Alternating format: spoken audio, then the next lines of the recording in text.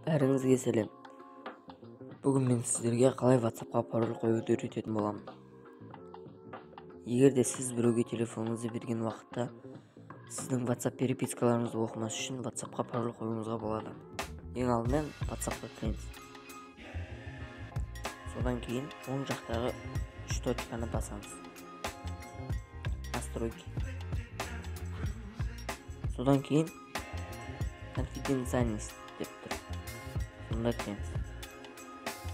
Ең төменге қарай түсеміз. Блокировка отпечатком пальца деп. Осыны басамыз. Осы жерде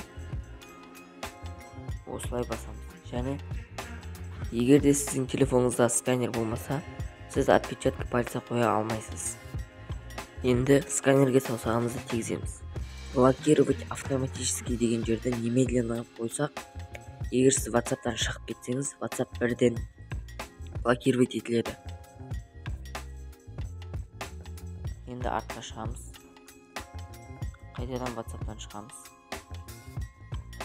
Енді WhatsApp-қа кірсек, пароль тұрады. Осы арқылы ашамыз.